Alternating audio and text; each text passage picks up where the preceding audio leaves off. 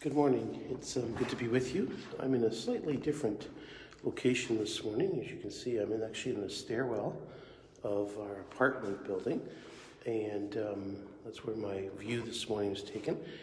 Unfortunately, my wife had a bit of a rough night last night because she's got some pain in her hands and arms, and so sometimes sleeping on the living room couch works better for her. So what I'm doing is here, and so I've got a bit of a different setup. Hopefully it doesn't sound too echoey, but today I'm talking again about the 4 pillars, and the 4 pillars for a healthy Christian business leader are healthy relationships, and then biblical financial values, biblical spirituality, and as well balanced living. Today we're dealing with pillar number 1, which is healthy relationships. And so far this week we've talked about what is love and what is respect. And then yesterday, love and respect in the workplace. And today we're talking about love and respect at home. And so what does that mean? I talked about Dr. Emerson's book on love and respect yesterday.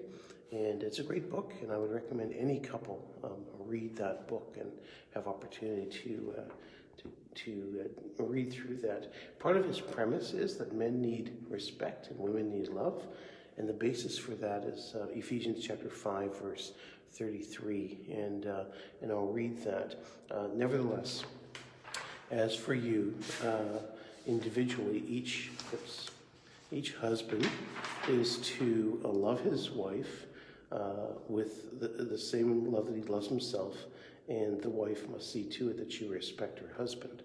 And as I agree that men need respect and that women need love, and that they both long for those aspects, women also need respect and long for that, and men need love and they long for that as well. Husbands and wives, so husbands need to love and respect their wives, and wives need to love and respect their husbands. It's hard to have the one without the other. If I say that I love you, but I don't show you respect, how is that really love? And if I say that I respect you, but I don't show you love, how is that really respect? When I have dealt with couples that are getting married, I always try to help them understand that if he loves his wife as Christ loves the church, and if she respects her husband as unto the Lord, you're going to be hard-pressed to be able to see the difference between the two.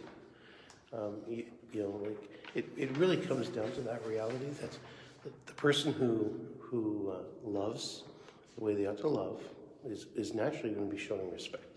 And the person who loves, respects the way he ought to respect, is also going to naturally be showing love to the other person. So it really goes both together. So love and respect at home, it goes both ways, but it also goes beyond the husband and wife.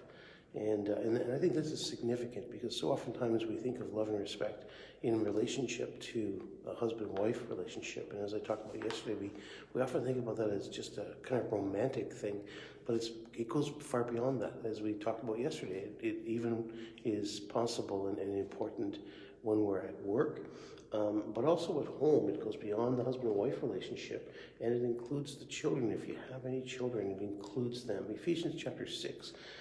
The Apostle Paul writes this: "Children, obey your parents in the Lord, for this is right. Honor your father and mother, which is the first commandment with a promise, so that it may be well with you, and that you may live long on the earth. Fathers, do not provoke your children to anger, but bring them up in the discipline and instruction of the Lord." And so to the children, the Apostle Paul is saying, you know what, children, you need to obey and honor your parents. Now, at some point in time, as we grow and mature, then that obeying changes to the point that it becomes really more about honoring, and that is significant. I remember having a conversation with my dad after I was married, because he had something he wanted me to do, and he was absolutely convinced that I needed to just simply obey him because, the Bible says children are to obey their parents. And I had to help him understand, but the Bible also says that a man is to leave his father and mother and cleave to his wife. And thus, I'm no longer under my dad's authority, but I will honor him, but I will not necessarily obey him. And so at some points, our children need to get to that point. Parents, on the other hand, and particularly Paul is addressing fathers, and I think maybe because often fathers are the ones that seem to bring this up, but not just fathers. Sometimes mothers can be this as well, and that is to not provoke their children to anger. And what are some things that can provoke our children to anger? That, it's being unreasonable. And as parents, we do need to recognize that there is an aspect of being reasonable when we're dealing with our kids. And so we don't want to be unreasonable. Another thing that can provoke our children to anger is changing the rules. Saying one thing at one point in time, and then next thing we know, we turn around and everything is different. We're not playing by the same rules anymore, and then we get mad at them because, and naturally that's going to drive them crazy and cause them to become angry. And then being disrespectful. Just because I'm the parent doesn't mean I have the right to be disrespectful to my children. And my children need to know that I respect them and treat them with respect. And that doesn't happen once they turn 18 or 21. That is something that ought to be a part of life throughout the raising of our children.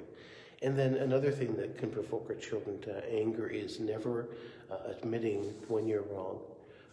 As parents, there are times we do things that are just not right. We might get angry. We might say something that we shouldn't say. And we do that. And it's important that we're willing to admit that we've done that and then ask for forgiveness from our children and admit that we've done something wrong. Those things go a long way to help prevent our kids from being provoked to anger. So today, as you go about your day, ask yourself, am I loving and showing respect to my family? I think that's an important question. Am I loving and showing respect to my family? And then finally, may we treat our family better than anyone else in the world. So oftentimes we treat people at work really well. We treat our neighbors really well. We treat everybody well, and then we come through those doors at home, and all of a sudden, every aspect of decency that we have towards everybody else just goes out the window. And that ought not to be. And so may we be those who treat our family better than anybody else in this world. May the Lord bless you. Have a great day.